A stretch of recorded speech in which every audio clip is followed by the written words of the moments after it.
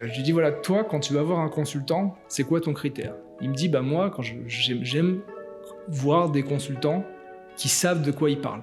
Parce qu'il y a tellement de consultants en technologie qui parlent de trucs sur catalogue, machin, etc., qui n'ont jamais vu tourner un outil.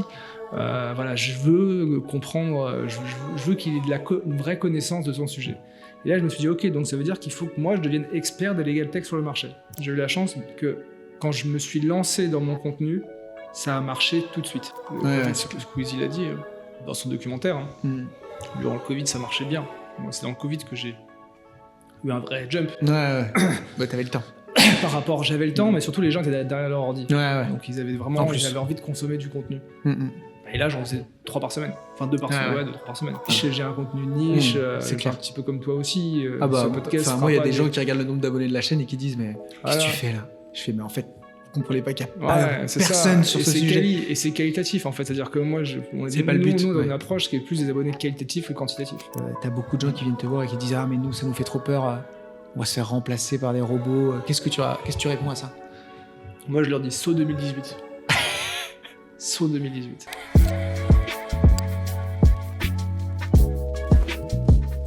Alors, Arthur, Louis, grand plaisir de t'avoir avec moi. Plaisir partagé. Ça fait longtemps qu'on t'a pas vu. T'étais très actif sur un paquet de réseaux, LinkedIn, YouTube. Tu faisais beaucoup de contenu. Aujourd'hui, t'es chez EY. L'idée de ce podcast, c'est de revoir un petit peu, de reprendre un peu ton parcours, ta vision des choses, parce qu'on partage beaucoup d'idées et j'aimerais bien que ça fait longtemps qu'on t'a pas entendu. Je pense que tu as des personnes peut-être qui te connaissent pas, mais je pense que tu en as beaucoup qui aimeraient bien avoir ce temps avec toi où on reprend tout ce que tu disais dans tes vidéos, avoir un peu ta vision aujourd'hui. Il y a eu beaucoup de choses qui sont passées dans le monde du droit, intelligence artificielle, des legal tech qui s'ouvrent un peu toutes les semaines. Voilà, je pense que tu as plein de choses intéressantes à raconter et à partager pour que des personnes puissent améliorer leur situation. Toi, tu es avocat, professeur, consultant, entrepreneur, youtubeur. Comment t'arrives en soirée aujourd'hui, comment tu te présentes? Je suis aussi critique gastronomique pour le magazine de décoration, si ça t'intéresse. Non, écoute, déjà, je suis super content de faire ce podcast avec toi parce que... Bon, déjà, on se suit sur les réseaux. On s'est jamais rencontrés en vrai. Non, première fois. Du coup, c'est assez marrant. Et on se suit sur les réseaux. Et c'est vrai que moi, j'entends beaucoup de gens parler de communication pour les avocats. Et j'entends beaucoup de gens raconter n'importe quoi. Et pour le coup, vraiment, et je te le dis, c'est sincère, moi, je trouve que t'as le discours juste et tu mets le curseur là où il faut. Donc voilà, c'était juste une petite intro. Et j'ai pas été payé pour dire ça. Je tiens t'en à fais un virement tout à l'heure. Voilà. Et donc du coup, tu me demandais de me présenter en soirée. Et en fait, c'est assez marrant parce que ça, c'est quelque chose. J'ai toujours eu du mal à savoir comment je me présente en soirée, parce que quand tu fais la liste. À la Prévert comme ça, tout de suite on peut paraître un petit peu arrogant, si ce n'est prétentieux. Donc voilà, moi souvent je dis Arthur Sauzet, avocat augmenté ou Legal Ops. Et ensuite creuse ce qu'il veut. Legal Ops, creuse ce qu'il veut.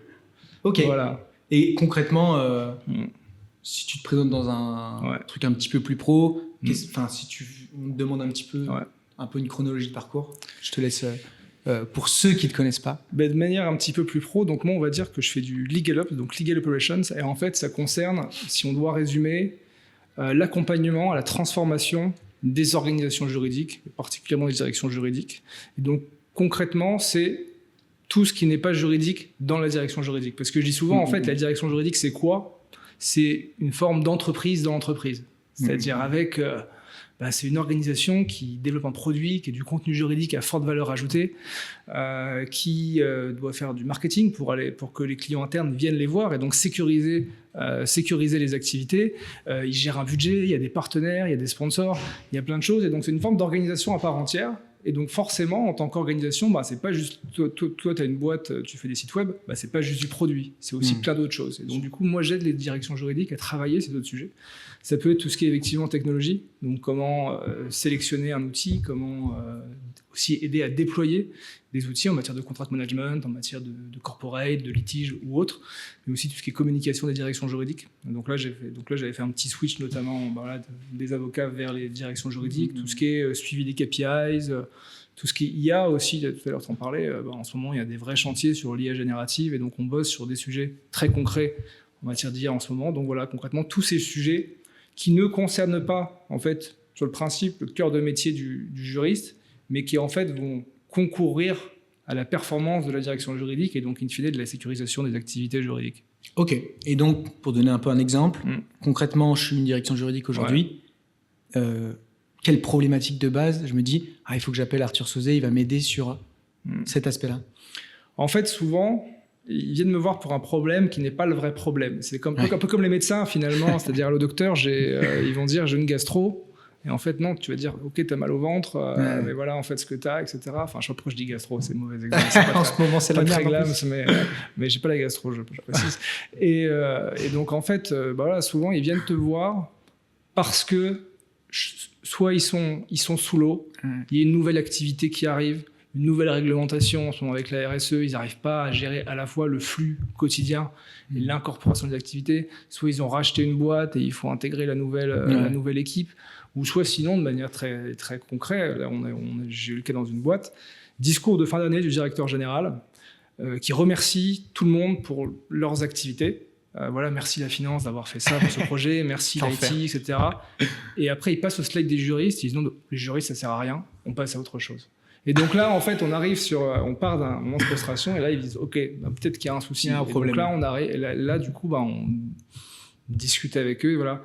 Ok, est-ce que c'est un problème peut-être d'efficience? Est-ce que vous êtes trop long dans les restitutions? Est-ce que le langage est trop compliqué? Est-ce que vous êtes assez visible? Est-ce que vous êtes bien positionné?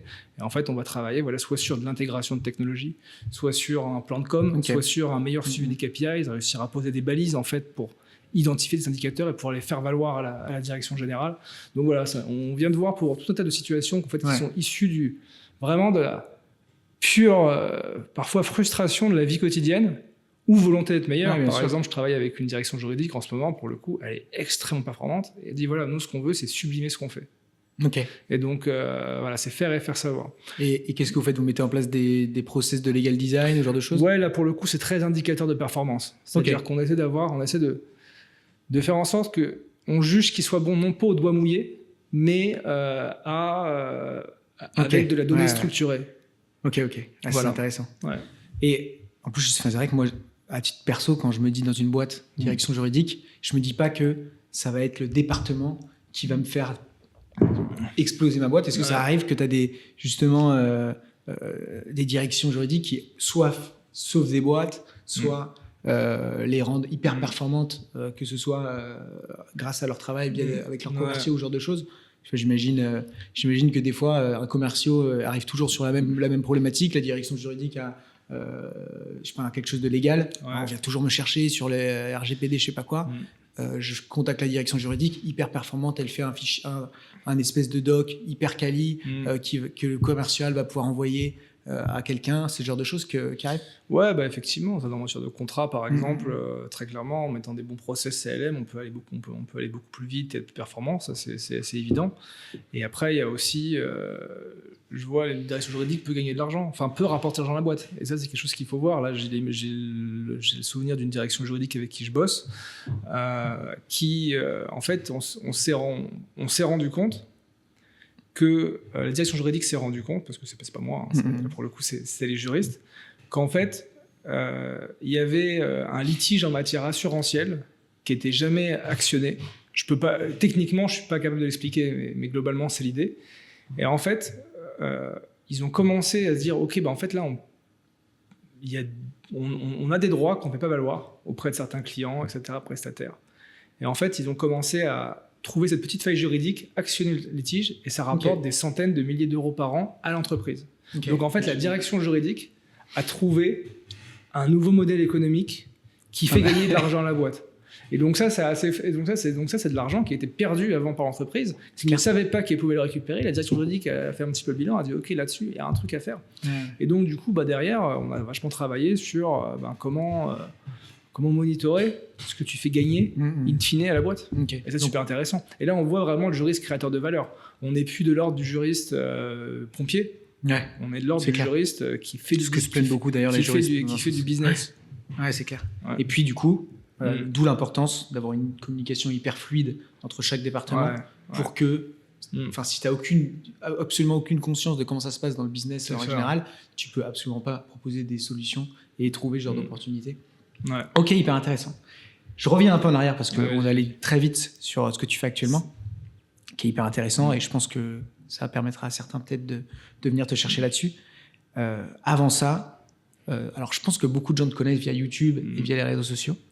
Donc tu as commencé à créer du contenu. Moi, ce qui m'intéresse de savoir, alors peut-être que tu l'avais déjà dit dans des FAQ, mais à quel moment en tant qu'avocat, surtout il y a 5 ans maintenant, un peu plus, 5 ans. Et à 6 ans, 7 ans, tu te dis, je vais faire des vidéos sur YouTube en tant qu'avocat. À quel moment, sachant que, c'est marrant, il y a la vidéo le reportage de Squeezie pour faire un petit parallèle qui est sorti où tu vois que le petit gamin, il fait des vidéos sur Internet pour aucune raison, sauf que pour s'amuser. Est-ce que toi, c'était pour t'amuser? Est-ce que tu avais déjà capté que ça allait potentiellement te rapporter de la clientèle ou développer une notoriété? Merci de me comparer à Squeezie. Je suis pas sûr de. J'aimerais être à la hauteur, mais pour le coup, je me suis beaucoup inspiré de Squeezie. Et j'en parlerai peut-être là, tout de suite là. En gros, l'élément déclencheur, il y en a eu plus. C'est pas un élément. Enfin, il y a eu un jour particulier, mais c'est derrière. C'est une réflexion qui vient de quand même autre chose. En gros, revenons en 2016 ou 2017, sous l'ancien temps. 2016 ou 2017, il y a le début d'une série de legal tech. Il y avait déjà des legal tech qui étaient présentes, mais c'est un peu le début de doctrine, de Preditis, Colo Lawyer, etc. Un écosystème de petites startups avec des entrepreneurs qui avaient mon âge, qui commencent à débarquer sur le marché. Moi, j'étais en droit social initialement. Et dans mon cabinet, j'avais le sentiment que je passais beaucoup trop de temps à faire certaines tâches qu'en fait, je pouvais peut-être potentiellement standardiser, automatiser ou chercher différemment. Alors, et je dis pas que je m'ennuyais, parce que j'aimais mon métier, mais je sentais que j'avais une frustration. Et là, je vois cet écosystème qui arrive, et je me dis, mais waouh, ça a l'air super intéressant, c'est super cool. Et au début, comme tout le monde qui n'y connaît rien, parce que je n'étais pas technophile pour un sou, je vais aux conférences, je rencontre les gens, je discute, etc. Je découvre en fait ce monde et je suis juste curieux et passionné. Et en gros, jusque-là, c'est juste de la curiosité, de l'intérêt. Et ensuite, on arrive en 2018, je suis à l'école d'avocat. Et là, il y a le premier hackathon qui a été lancé par le ministère de la Justice pour créer une plateforme en matière de droit pénal. Donc, c'est sur tout ce qui est gestion des travaux d'intérêt généraux. Okay. Et là, je me suis dit, écoute, en vrai, postule. Enfin, inscris-toi. Parce que c'est sur 3 jours. Au mieux, tu apprends des trucs, tu rencontres des gens. Ouais. Au pire, tu manges des pizzas, tu passes un bon moment et c'est cool, tu vois. C'est cool. Ouais, et donc, je postule au truc. Je m'inscris, je connaissais personne, je m'étais mis tout seul. Sur place, je rencontre une équipe. Et là, en fait, je me rends compte effectivement que mon côté juriste m'aide à comprendre les mécanismes juridiques pour ensuite faire des workflows, des liens, etc. On bosse pendant 3 jours à fond et on gagne le hackathon. Donc du coup, voilà, ça moi j'étais très surpris, le premier surpris, très, très ému. Et c'est marrant parce que j'ai encore ce souvenir. Le sentiment de bonheur que j'avais à la fin du hackathon était supérieur à celui du jour où j'ai eu le CRFPA. C'est assez marrant. Après, c'est intensif. C'était intensif, ça doit du jouer. Coup, mais je me suis éclaté. Tu me diras, le CRFPA, c'est hyper intensif. Ouais, mais le CRFPA, tu peux un peu frauder un peu le système. On en parlera dans une autre vidéo. Voilà. Et du coup, je me suis éclaté. J'ai adoré ce que j'ai fait. Ouais. Et là, je me suis dit, waouh, en fait, il y a tellement un truc, ça m'éclate dedans. Et vu que j'étais le premier élève avocat sur un projet Legal Tech à la base, okay. Les villages justice s'est intéressé, le monde du droit, machin, tout ça, et ça a fait un petit buzz sur le truc. Okay. Et de fil en aiguille, je suis contacté par des avocats qui me disent ah, toi qui t'y connais un peu en technologie, qu'est-ce que je ferais là-dedans? Je dis, mais c'est pas grand-chose, mais bon, je donne 2-3 conseils parce que je développe ma culture et tout ça. Et donc, il y a une personne qui me demande, 2 personnes qui me demandent, 3 personnes qui me demandent. Je me dis, tiens, est-ce qu'il n'y a pas un besoin structurant en fait, d'accompagnement des avocats, initialement, sur les sujets techno? Et j'étais donc en collaboration en droit social. Et là, je me suis dit, bon, peut-être qu'il y a un besoin de monter, peut-être qu'il faut que je monte quelque chose. Ouais, c'est clair. Et je me suis dit, ok, je suis allé, j'ai appelé un de mes potes, Timothée Kiefer, qui est le directeur juridique adjoint de la SNCF. Ok. Et du coup, je lui dis, écoute, voilà, j'ai besoin d'un prototype, un client test, quoi. Ouais. Je lui dis, voilà, toi, quand tu vas voir un consultant, c'est quoi ton critère? Il me dit, bah moi, j'aime voir des consultants qui savent de quoi ils parlent. Parce qu'il y a tellement de consultants en technologie qui parlent de trucs sur catalogue, machin, etc., qui n'ont jamais vu tourner un outil. Voilà, je veux comprendre, je veux qu'il ait une vraie connaissance de son sujet. Et là, je me suis dit, ok, donc ça veut dire qu'il faut que moi, je devienne expert des legal tech sur le marché. Très bien. Je les connais. Mais comment faire pour que les autres le sachent? Bah, il faut que je me montre. Et comment me montrer? Bah, filme-toi. Et en fait, c'est arrivé là. Je me suis dit, en fait, finalement, je vais me filmer en train de tester les outils. Et c'était dans mon époque un petit peu gaming, machin. Ouais. Et je me suis dit, bah, en fait, je vais faire exactement ce que fait Squeezie ou Gotha avec les jeux vidéo. Mais sur les legal tech. Mais sur les legal tech. C'est-à-dire que je vais me filmer sur mon setup à tester les trucs. Je vais faire un petit montage dynamique, je vais mettre des petites lumières, machin. Et je me suis en fait je me suis dit, t'as 200 personnes, les bagnoles et les jeux vidéo. Et en fait, les legal tech sur un écran, donc j'ai pris les codes du jeu vidéo que j'ai adapté à la partie legal tech. Et donc c'est en fait arrivé là. J'ai eu cette idée. J'en ai parlé à 2 personnes, Stéphane Baller et Thomas Saint-Aubin de Séraphin. Les 2 m'ont dit, écoute, go, vas-y. Et donc, j'ai pris l'iPhone sans micro initialement au début, que dalle. Je me suis dit, écoute, vas-y, teste. Et en fait, j'ai fait une première vidéo sur les outils d'automatisation contractuelle qui a bien marché. Et en fait, ça a lancé le truc. Moi, j'ai eu la chance que quand je me suis lancé dans mon contenu, ça a marché tout de suite. Ouais, c'est clair. Après, on n'est pas sur de la grande échelle. On n'est pas sur. J'ai un contenu niche. C'est un petit peu comme toi aussi. Ce podcast. Moi, il y a des gens qui regardent le nombre d'abonnés de la chaîne et qui disent, mais qu'est-ce que tu fais là? Je fais, mais en fait, vous comprenez pas qu'il n'y a pas personne sur ce sujet. Et c'est qualitatif en fait. C'est-à-dire que moi, on est pas le but. Nous, dans une approche qui est plus des abonnés qualitatifs que quantitatifs. Et ça a beaucoup plus de valeur. Et d'ailleurs, moi, j'ai dépensé plus d'argent avec ma chaîne que des mecs qui avaient 100 000 abonnés sur leur chaîne. Non, mais c'est pas le. Et voilà, c'est pas un sujet. Mais c'est important de le dire parce que beaucoup d'avocats qui se disent, j'ai 3000 abonnés sur mon truc, mais en fait, ton secteur, il est comme ça. Et puis, ça dépend à quoi tu te compares. C'est pas à quoi tu te compares, c'est ça. Exactement. Et donc, du coup, alors oui, quand tu es dans le grand public ou avec des gens qui sont pas dans le droit, ils te prennent pour un con.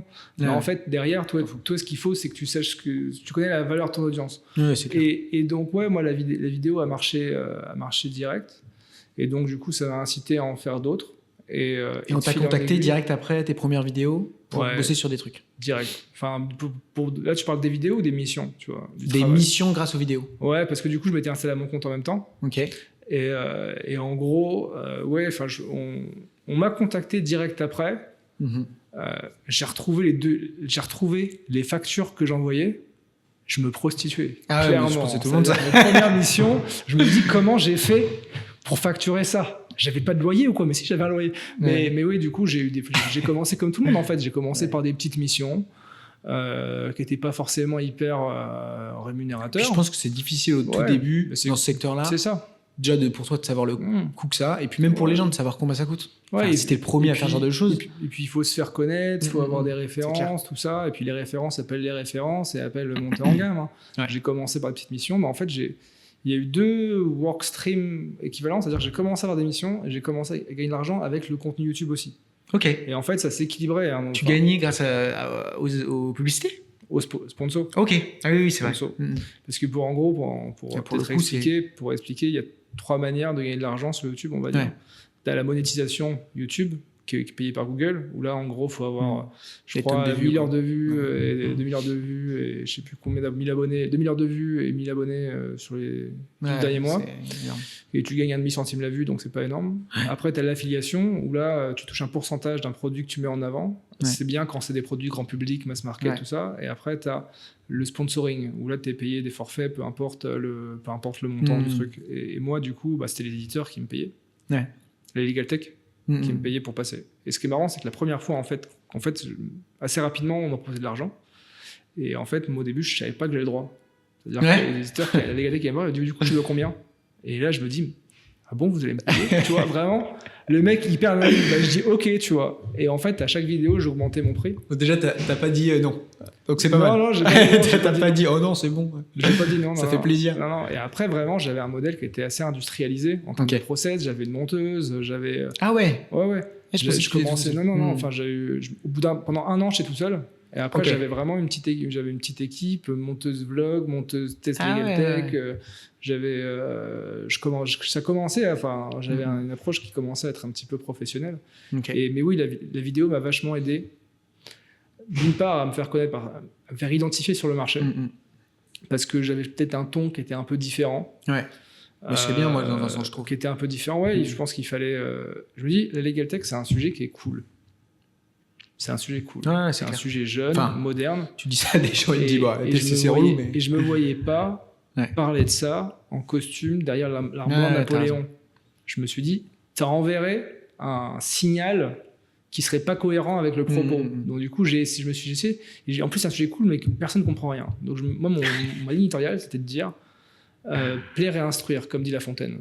C'est-à-dire que les gens se disent, au mieux, j'apprends quelque chose, au pire, je passe un bon moment, tu vois. Et donc, ça m'a fait connaître sur le secteur. Ça a joué, ça m'a pas ramené forcément 10 000 clients, mais ça m'a rapporté, en fait, les clients qui m'ont permis d'en avoir d'autres. Ouais, ok. De toute manière, tu as besoin de. Enfin, quand tu fais ce genre de choses, tu as besoin de 10 000 clients, effectivement, tu as besoin de 5 clients. Tu as besoin de 5 clients contents, 5 clients satisfaits. Et après, c'est parti. Ouais. Bon, magnifique. Et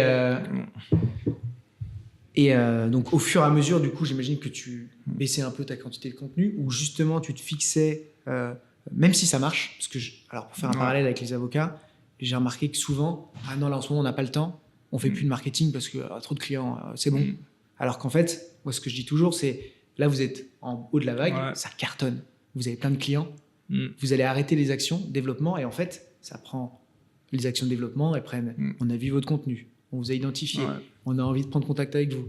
Et ensuite, seulement des nouveaux clients. Donc, il va y avoir une vague qui va être en bas. Et là, les gens ils vont dire, faut qu'on fasse du marketing. Et en fait, au lieu d'avoir quelque chose qui est linéaire, ils ont des vagues de développement. Donc peut-être que ça augmente, déjà au moins ça augmente. Mais est-ce que toi, justement, tu avais un peu capté la chose et tu avais une régularité dans tes contenus? Ouais, c'était régulier. C'est-à-dire que j'ai fait 70 vidéos en 3 ans, ce qui est plutôt correct. Ouais, c'est bon. Sachant que c'était des vidéos qui étaient travaillées, etc. Des vidéos qui étaient travaillées, qui étaient produites. Voilà, donc en vrai, non, j'ai continué. Il y a eu des phases où tu étais plus actif que d'autres, genre le Covid. Squeezie l'a dit dans son documentaire. Durant le Covid, ça marchait bien. Moi, c'est dans le Covid que j'ai eu un vrai jump. T'avais le temps. Par rapport, j'avais le temps, mais surtout les gens étaient derrière leur ordi. Donc ils avaient vraiment envie de consommer du contenu. Et là, j'en faisais 3 par semaine. Enfin, 2 par semaine, 2-3 par semaine. Mais non, j'ai plutôt gardé une régularité jusqu'à ce que finalement j'arrête il y a 1 an et demi en fait quand je suis arrivé chez EY. Ok. Globalement. Et est-ce que de là aujourd'hui, tu te dis je vais arrêter, en fait, c'est bon, c'était une étape de ma vie et je passe à autre chose, ou est-ce que d'un coup tu te diras peut-être demain on est reparti, En fait, je pense que dans la vie il y a des cycles, tu vois. Il y a des cycles dans la vie personnelle et professionnelle. Et en fait, j'ai adoré faire franchement faire les vidéos, j'ai adoré faire ça. J'ai trouvé ça passionnant, génial, et pour moi faire des vidéos m'a plus apporté en termes de réseau, en termes de clients, en termes d'ouverture d'esprit, de tout, de carrière, que mes diplômes. Donc, pour te dire, j'ai aucun regret d'avoir fait ça. Le fait est que quand j'ai lancé mon contenu, il y avait un peu une promesse qui était de dire c'est un secteur qui est méconnu, il faut faire de la pédagogie et il faut faire en sorte que les gens connaissent mieux ce que c'est. 3 ans après, je me suis rendu compte que ça y est globalement. C'est-à-dire l'objectif est plutôt rentré. Donc, le contenu que je faisais, pour moi, avait un peu moins de sens qu'avant, déjà. Ensuite, l'image que tu veux dégager de toi. Quand tu as lancé, parce que forcément, s'exposer, faire du contenu, c'est mettre en avant une image. Or, une image, ça évolue au gré de ta stratégie, ce que tu fais. Quand je me suis lancé, j'étais Arthur Startupper, qui est jeune, qui est à fond dans le dire Startupper, qui maîtrise pas ses mots, machin, etc. 3 ans après, j'ai une clientèle de directeur juridique du CAC 40 Et il fallait... sur YouTube dimanche dernier. Non, mais en fait, il fallait aussi pour moi, peut-être que c'est déjà les gens peuvent critiquer, mais moi je sentais que l'image que j'envoyais sur YouTube n'était plus en adéquation avec la personne que j'étais et que je voulais transparaître. Okay. Ça a été le cas pendant un temps et c'était très bien et ça apportait beaucoup de choses, mais à la fin plus trop. Troisième point, l'arrivée de TikTok et des shorts. C'est-à-dire que le contenu court était beaucoup plus référencé que le contenu long et tous les créateurs de contenu ont vu leur audience baisser. Ouais. Et moi le premier. Et donc ces trois facteurs cumulés, plus le fait que ça prend du temps, forcément que peut-être tu veux une vie personnelle un peu plus importante et additionner, enfin voilà, tout ça fait que en fait je me suis dit peut-être que je suis arrivé à la fin d'un cycle. Ouais. Après, je suis pas contre. Je pense peut-être que je reviendrai à faire du contenu un jour, du contenu différent, parce que j'aurais pu dire tu t'adaptes, tu évolues, et beaucoup de gens font ça. Mais j'avais pas forcément, pour moi, question de vie personnelle, t'as pas forcément envie. Et pour moi, c'est pas exclu que demain je recommence, tu vois, sur autre chose, mais avec une autre direction artistique, avec d'autres thématiques. Quelque chose peut-être de plus profond, de différent. Ouais. Voilà. T'as une idée un peu ? Une phase. J'ai l'impression que t'as... Non, mais j'ai des idées droite à gauche, mais pour moi, c'est pas le moment aujourd'hui. Ouais. J'ai pas forcément parce que envie. Et je suis dans une phase aussi, et c'est marrant parce qu'au début, tu m'as dit on te voit moins. Maintenant, je suis beaucoup plus dans une phase de dire... Parce qu'en fait, pendant 4 ans, en vrai, on m'a beaucoup vu. Ouais. Énormément.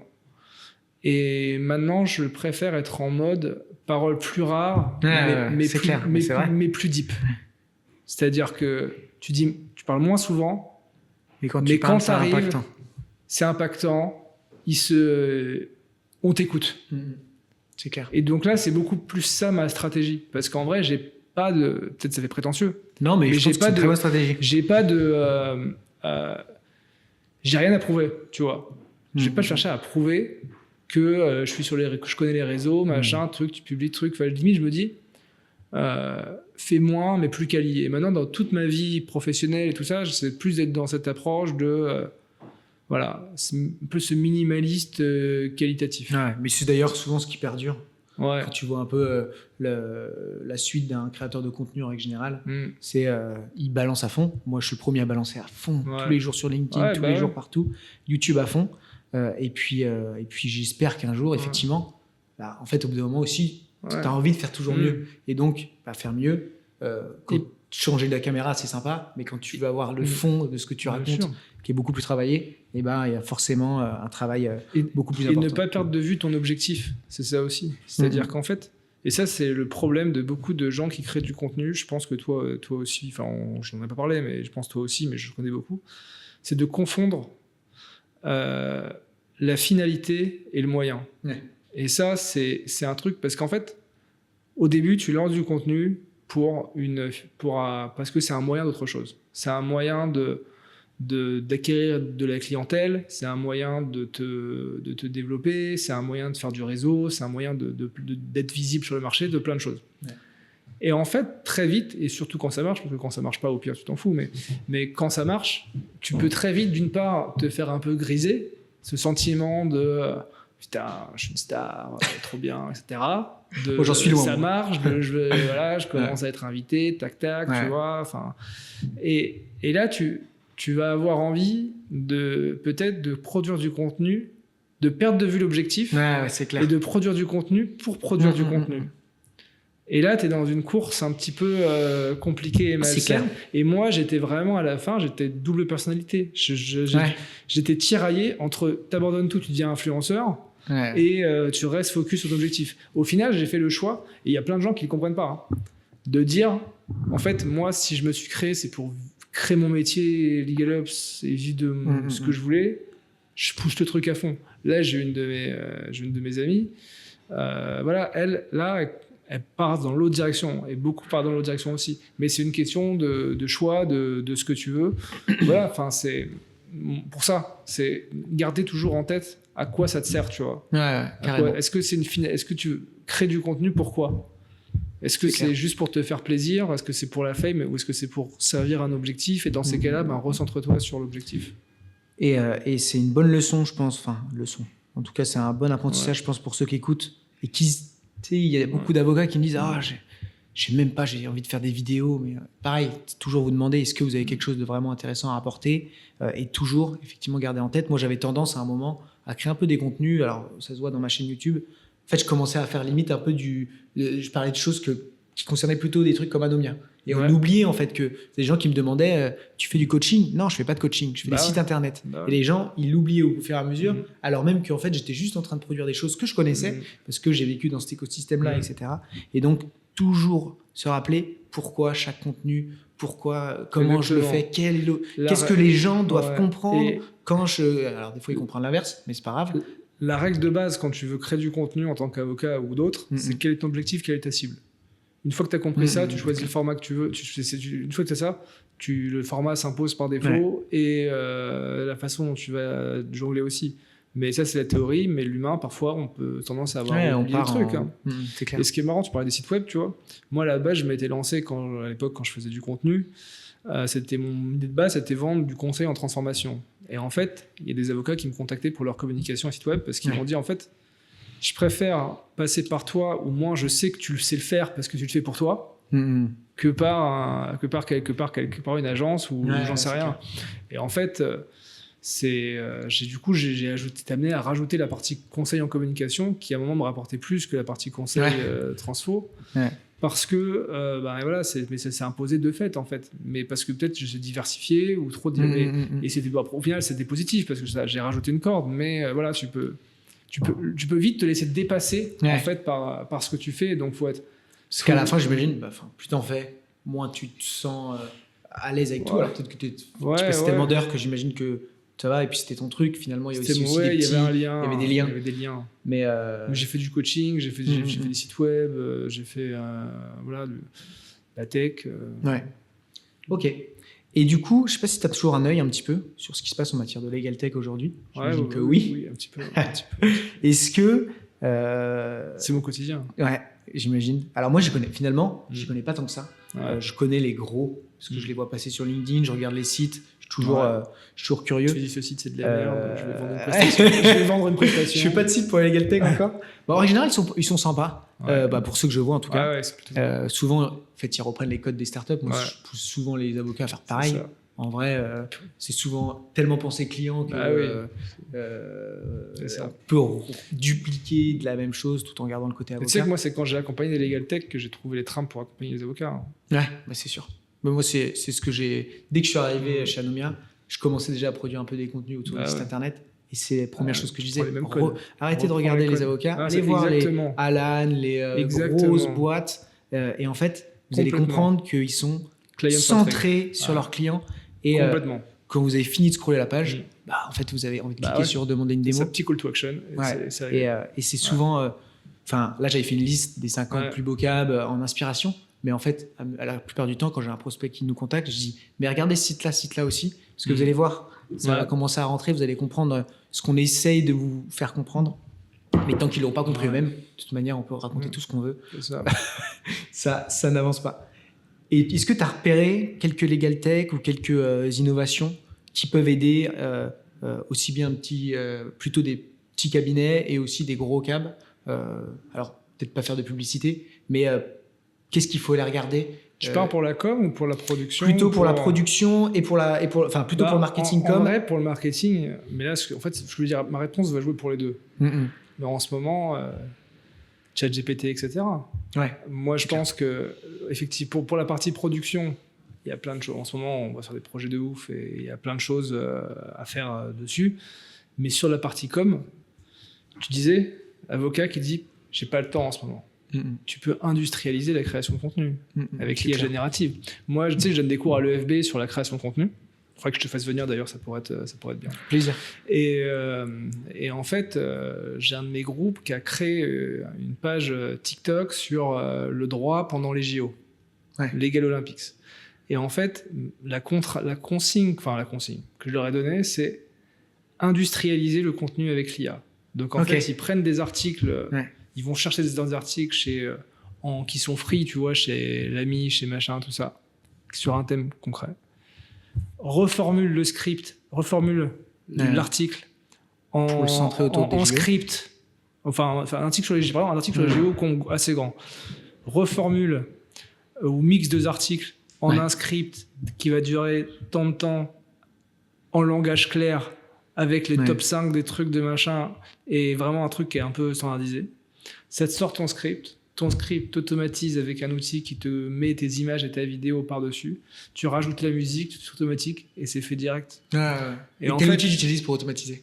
Quoi? Quels outils tu leur conseilles? Zapier, mec ou non, mais après, ils automatisent pas ce côté-là. Ils automatisent pas le lien. Là, c'était des tests, mais tu peux effectivement, si tu veux pousser le délire, tu peux le faire très clairement. Et en fait, à ce moment-là, tu as juste à trouver des entrants et tu produis du contenu juridique en chaîne. Et ça, c'est fou. Donc voilà. Donc en soi, moi, je me dis. Aujourd'hui, en quelques clics, tu peux reformuler, tu peux faire des scripts, tu peux faire des posts LinkedIn. Moi, j'ai bossé avec le cercle Montesquieu là, pour les directions juridiques, et il y avait une directrice juridique qui me disait je sais pas quoi mettre dans ma description LinkedIn. C'est dans la description. Et en live, on s'est dit écoute, vas-y, donne-moi ton. Ok, explique-moi un peu ce que t'es, ce que t'as fait, machin, truc, qu'est-ce que t'aimes. Et ChatGPT, tac, et il t'a sorti une description, elle l'a utilisée, elle est très bien. Tu ajustes un peu, tu modifies. Mais je pense que là, en ce moment, moi, les applications, comme en matière d'IA, même pour les avocats, c'est vachement bien. Tu vois, tu te poses plus la question même de telle image, libre de droit, machin, tac, même s'il y a des débats sur Midjourney qui appartient au truc, mais globalement, voilà. Ils viendront pas vous chercher, je pense. Ils viendront pas vous chercher. Ils iront chercher si vous êtes riche et célèbre. C'est pas souvent le cas, peut-être que vous serez riche, mais vous ne serez pas célèbre, on ne saura pas. On ne sera pas célèbre. Mais globalement, voilà. Et on peut industrialiser la création de contenu. Et moi, ça, je pense que c'est encore un petit peu sous-exploité. J'ai envie de creuser ça, parce que pareil, il y a un autre principe dans le contenu qui est le recyclage du contenu. Tu te fais chier à faire un livre blanc. De ton livre blanc, tu peux en faire un webinaire, tu peux en faire des posts, tu peux en faire des articles, et moi j'adore cet aspect optimisation dans le marketing.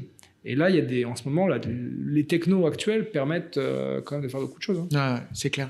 C'est ce que je dis moi quand je crée un site web. Par exemple, là, on a fait une avocate pénaliste, car on a fait 14 pages différentes sur chacune des thématiques, etc. Qu'elle peut... Alors, des trucs hyper concrets. Et je lui dis, regardez, là, vous avez 14 pages. Mais en réalité, du coup, avec ces 14 pages, vous avez déjà 14 posts LinkedIn pour votre communication. C'est ça. Mais en réalité, vous n'en avez pas 14. Vous en avez x3, donc je suis nul en calcul mental, etc. Donc, vous allez le dupliquer, vous allez modifier l'angle, etc. Moi, la seule bémol que je mets avec ChatGPT quand on fait la création de contenu, c'est de se laisser... c'est d'être feignant. Et en fait, c'est c'est bon, ça me va, copier-coller. C'est toujours, pour moi, je vais taper sur Karim. Karim, c'est mon stagiaire actuellement, mon apprenti. Il est top du top. Je t'aime beaucoup, Karim, désolé, mais il a tendance à prendre... je pense que c'est assez souvent ce qui se passe, je pense, chez les plus jeunes qui ont beaucoup utilisé ChatGPT pour le moment, mais pour les devoirs rapidos, etc. Mais il ne faut pas être feignant. Il faut se redire, qu'est-ce qu'il m'a dit là? Ok, moi mon objectif c'était ça. Exactement. Qu'est-ce que les gens... c'est toujours la même chose, mais c'est un peu une logique de consultant en fait. Ouais, et puis il y a aussi derrière une des clés pour percer, pour faire que ça marche, c'est l'authenticité. Ouais, c'est clair. Quand c'est du fake, ça se voit tout de suite. Après, c'est encore une fois, ça dépend de ton objectif, ce que tu veux faire. Si tu veux industrialiser, si tu es avocat en B2C, que tu veux industrialiser une page sur TikTok et faire des vues et machin, etc. Tu peux même faire une voix artificielle, tu peux faire tout ça, tu n'es pas forcé de faire... Honnêtement, ça marchera. Donc en vrai, c'est selon les sujets, tu peux être plus ou moins regardant. Après, oui, ça dépend de ta cible. T'as une volonté d'être un peu plus clientèle haut de gamme. Tu fais différent. Mais c'est pour ça, en fait, il n'y a pas un secret de communication, pas une clé de communication. Ça dépend vraiment de qui sont tes clients. C'est clair. Tes clients, si t'es du loco, c'est sur mesure, tu fais... C'est clair. Très clair. Bon, de toute manière, je pense qu'il y en a pas mal qui le savent, mais c'est vrai qu'il y en a encore beaucoup qui me disent t'es sur ChatGPT, ça commence à faire quand même pas mal de temps que ça existe, et je trouve ça dingue que les gens aient pas eu la curiosité au moins d'ouvrir le machin et de tester le truc. C'est gratuit en plus. Et pour donner un petit exemple, pour éviter de faire... Si tu payes tes données, mais... Ouais, c'est ça. Pour donner un petit exemple, vous pouvez aujourd'hui créer des petites GPT, mais moi, pour te donner un peu comment je construis mes posts LinkedIn, en règle générale, soit je les écris moi-même parce que j'ai une petite inspi et c'est parti, soit des fois, je reprends un contenu et en fait, je lui ai fait bouffer tous mes posts LinkedIn que j'ai bien aimés, qui ont bien fonctionné. Exactement. Je les ai foutus sur un PDF que je lui ai fait comme ça, il le lit et en fait, il reprend mon style et des fois, je suis assez étonné, il reprend vraiment ma vague. Des fois, il va beaucoup plus loin et il dit ce que j'avais pensé qu'il allait dire, mais je n'étais pas sûr qu'il allait le sortir. Et effectivement, il a été loin dans le raisonnement.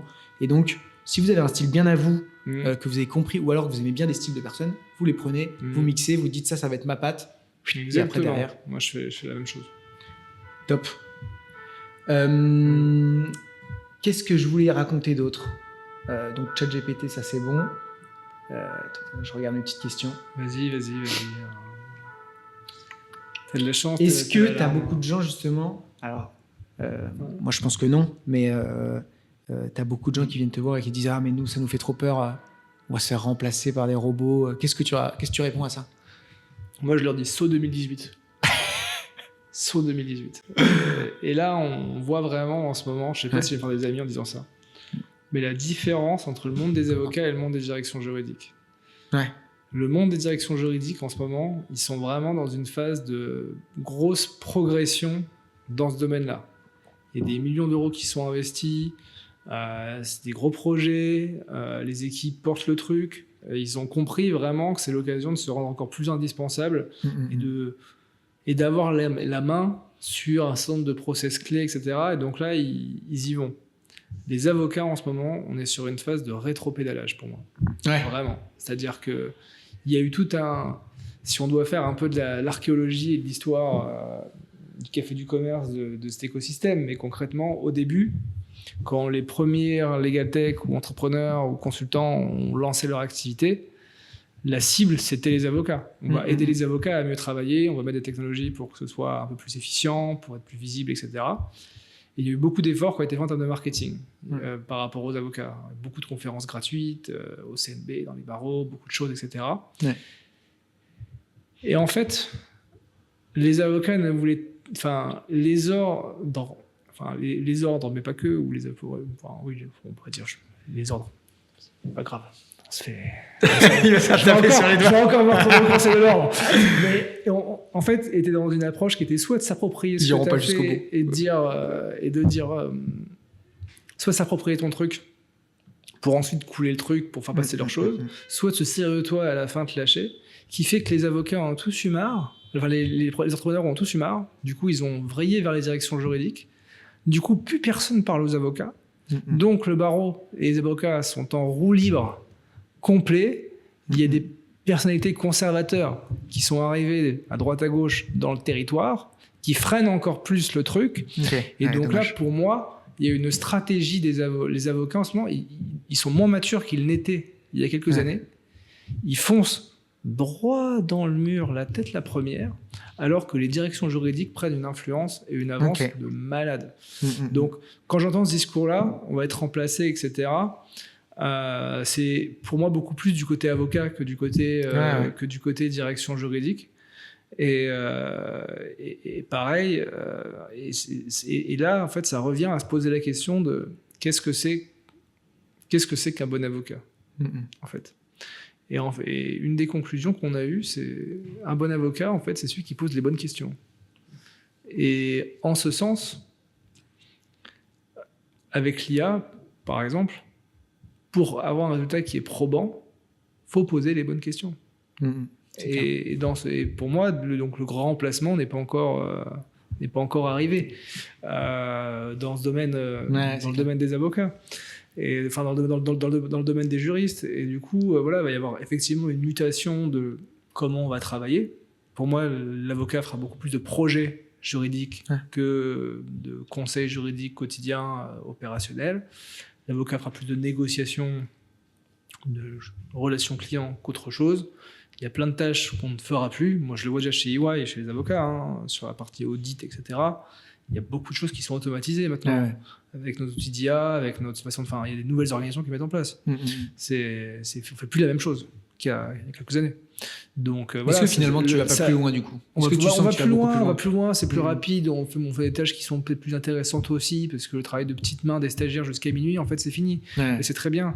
T'es chez Carrément. Yann Neria qui est ici, qui est votre agence de recrutement. Ouais, agence de recrutement pour C'est les ça. avocats. Recrutement pour les avocats.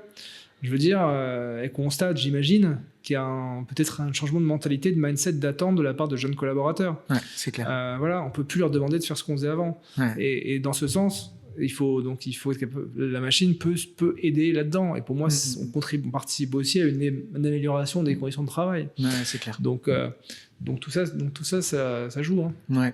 Et toi qui es enseignant, tu es encore enseignant à l'EFB du coup. Ouais. Le EFB, l'EDAC aussi, puis en droite à gauche. Il y en a beaucoup qui tapent dessus.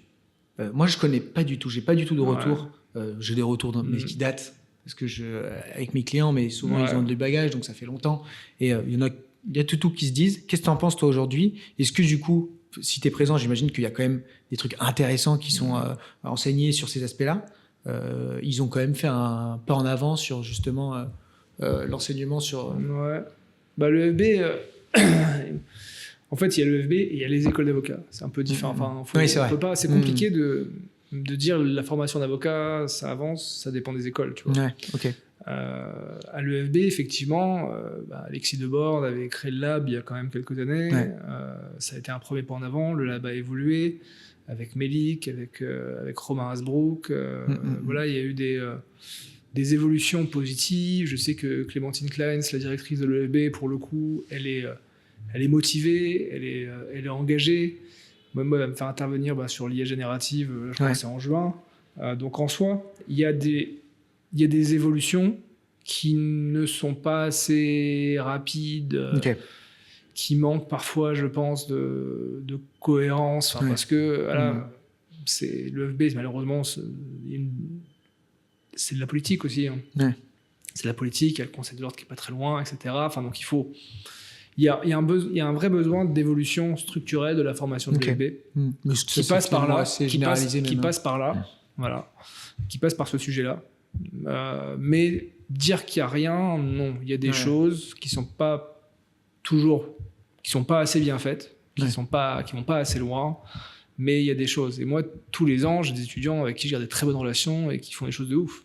Je vois, par exemple, je pense à Marianne Lahana, qui a été mise dans l'EFB, qui a lancé un podcast dans le cadre de mon cours de l'EFB, qui a fait ensuite 3 saisons derrière, cartonne, c'est la vidéo que j'ai Open Your Law, tout ça. Enfin voilà, c'est mon étudiante, elle était géniale. J'ai des exemples comme ça tous les semestres, des étudiants de l'EFB qui se révèlent, qui font des choses grâce à ce qu'on fait. Donc j'ai des bons exemples. Voilà. Après, il y avait l'école d'avocats de Strasbourg qui était plutôt en avance initialement sur ces sujets, mais le barreau de Strasbourg est un barreau qui est, on va dire, peut-être, on choisit ces mots, on sous-pèse, est un barreau qui regarde un peu en arrière, si on peut dire ça comme ça, et bref, et cette orientation très axée nouvelles compétences. Et pour moi, c'est même pas des nouvelles compétences, c'est des compétences. C'est-à-dire qu'en fait, on attend d'un avocat, l'avocat arrive à l'école du barreau et sait faire du droit. Il faut le former à être un chef d'entreprise, à gérer la relation client, à optimiser, à communiquer, à gérer sa compta, etc. Et en fait, donc ce socle de compétences qui avait été développé par l'école du barreau de Strasbourg et KPD, a priori, n'était plus du goût du barreau et de la présidence, enfin en tout cas des décideurs. Et il y a eu en tout cas une volonté de retour en arrière. Retour en arrière, se délester de certaines personnes. Dommage. Voilà. Ok. J'avais une avant-dernière question avant de te poser. Ça passe vite, hein. Oui, ça passe vite. Ça passe vite. Okay, on a déjà 45 minutes. C'est fou. Qu'est-ce que je voulais dire? Mince, je l'avais. Ah oui, question pour ma paroisse. Vas-y. Un site internet aujourd'hui. Pour un avocat. Qu'est-ce que tu en penses? Alors, c'est pas je pense Et là, j'ai un peu évolué aussi dans mon approche avec ce que j'ai pu voir et ce que j'ai pu faire. Je suis convaincu que foncièrement, c'est pas le site qui va te faire gagner des clients, c'est le site qui va t'empêcher d'en perdre. C'est-à-dire que je crois beaucoup, tout à l'heure on parlait des startups, je crois beaucoup effectivement que le site, dans plein de domaines, peut être un vrai canal d'acquisition et créer un funnel de vente intéressant. Pour les avocats, je pense que ça peut jouer peut-être un petit peu en termes de canal d'acquisition, mais foncièrement, ça permet surtout de rassurer le client qui te rencontre, qui te voit sur les réseaux, ou tu as ta carte, et là, il va voir ton site, et là, il va dire « Ok, c'est méga sérieux ». Donc ça, c'est indispensable pour ça. C'est-à-dire que si tu es visible, tu es identifié, tu vas, et on tape ton nom sur Google, parce que maintenant, tous les clients googlisent, des avocats, ils voient que t'es pas que t'as pas de site, machin, il va se dire bon, c'est un peu, c'est gentil, mais c'est un petit peu route. Le site permet vraiment de mettre en avant ta proposition de valeur, de mettre en avant effectivement ce que tu vas être amené à vendre, et puis après derrière de créer ce funnel de vente en étant bien optimisé. Tout à l'heure on parlait des call to action, etc. Tout ça. Donc quand même qui s'est éteint, mais c'est pas grave. Tant que j'étais toi. Donc voilà. Et donc en ce sens plutôt indispensable. Après, faut-il bien le faire. C'est-à-dire que parfois mieux vaut pas de site qu'un site qui est pas forcément bien fait. Parce que ça peut être très vite gênant. On peut très vite tomber sur quelque chose où ta façon de te présenter va pas forcément être en adéquation. Moi, je dis souvent, t'as pas trop de budget, fais une page. Mais une bonne page que 10 pages qui servent à rien. Enfin, que 10 pages mal faites. Et donc, voilà, c'est pas... L'argument du budget, c'est un faux argument. C'est clair. Tu as forcément le budget même pour faire une page. Mais par contre, il faut que tout soit sous-pesé. Faut que, voilà. En fait, et puis le problème des sites web, c'est ce que je dis souvent à mes élèves, je trouve que c'est trop, souvent, aujourd'hui, les avocats, trop moi-jeu. Ouais, mais ça, c'est... moi, j'ai 5 Master 2. C'est ce que je dis quand j'envoie des sites de start-up, quoi. Moi, j'ai 3 diplômes, j'ai travaillé dans tel cabinet, j'ai fait des stages, mon stage de 3e, je l'ai fait chez White & Case. Tu vois, ça remonte jusque-là, tu vois. Mais des fois, c'est le cas. Hein. Oui, je sais. Ça me choque des fois qu'on me dise « j'ai fait mon stage il y a 7 ans. » Mais... Il y a 7, exactement. Qu'est-ce que tu me racontes et en fait, voilà. Dans un cabinet inconnu. Un site web, c'est orienté client. Voilà, et ce qui n'est pas assez souvent le cas. Donc, mais bon, c'est pas à toi que je vais t'apprendre. Non, et puis tu vois, des fois, j'ai même du mal à mettre mes clients sur ce. Des fois, on crée des sites et on les partage pas trop parce que justement, ils ont pas voulu prendre ce pli-là. C'est pas nous ce qu'on a envie de montrer. Du coup, on les montre pas. Après, on répond à une demande, donc on s'adapte. Mais c'est marrant que tu dis ça parce que notre discours commercial, il a changé entre le début et aujourd'hui. Avant, on était là. Vous allez faire du développement, vous allez, grâce à cet outil, vous allez cartonner. Aujourd'hui, non, on va vous faire un site bien, ça va rassurer tout le monde, vous allez crédibiliser votre activité et en plus de ça, les personnes qui tombent dessus, il y a des chances qu'elles vous contactent. Par contre, maintenant, c'est un outil et à vous de le prendre en main et de travailler. C'est ça. Nous, en fait, on n'est qu'une agence, on n'est pas une cabinet de conseil ou quoi. On va vous créer l'outil. Il va être top, il va être beau. Les gens, quand ils vont tomber dessus, vont faire ah, intéressant ce cabinet, il est joli. Et c'est tout, on s'arrête là. Après, bien sûr qu'on vous accompagne pour que ce soit impactant. Mais c'est pour ça qu'il faut vraiment conseiller avec les agences comme toi ou que les gens comme moi, on sent. C'est que je suis assez convaincu que les agences classiques qui comprennent rien au métier auront du mal à faire quelque chose. Et il faut, enfin voilà, si vous vous êtes fait accompagner pour un site web ou si vous le faites, faut identifier ceux qui vous challengent bien. C'est-à-dire que voilà, c'est aussi ça, le but. C'est difficile au début de dire. Oui, c'est compliqué. Mais... votre idée n'est pas ouf. Faut pas dire qu'elle est pas ouf. On aurait fait différent. Différemment. Mais voilà. Et puis mieux vaut faire petit mais bien que trop mais compliqué. Il faut être bien rassuré. Donc il faut sur un site que la personne il va dessus en 3 minutes et comprenne à qui vous parlez, qu'est-ce que vous avez en plus, qu'est-ce que vous proposez, quelles sont tes références et comment te contacter. Voilà. Réglé. Si déjà il y a ça, c'est pas mal. C'est déjà bien. Dernière question. Qu'est-ce qu'on te souhaite, Arthur, pour la suite? Écoute, qu'est-ce qu'on me souhaite? Je pense continuer à s'amuser dans ce qu'on fait. Je pense que c'est important. Beaucoup trop de gens qui prennent pas de plaisir dans ce qu'ils font. Moi, je pense continuer à s'amuser. Et puis après, voilà, dès lors qu'on a ça, je pense que le reste suit. Top. Merci à toi. Merci pour ce temps. J'espère que ça vous aura intéressé. Bon, j'en suis sûr. Et puis, on te revoit bientôt, peut-être ailleurs. Sur LinkedIn déjà. Ouais, tu vas nous faire un bon post. Sur LinkedIn, mais je peux faire un post bien impactant. Avec le podcast. Ouais, parfait. Voilà. Salut Arthur. Salut. Merci à toi.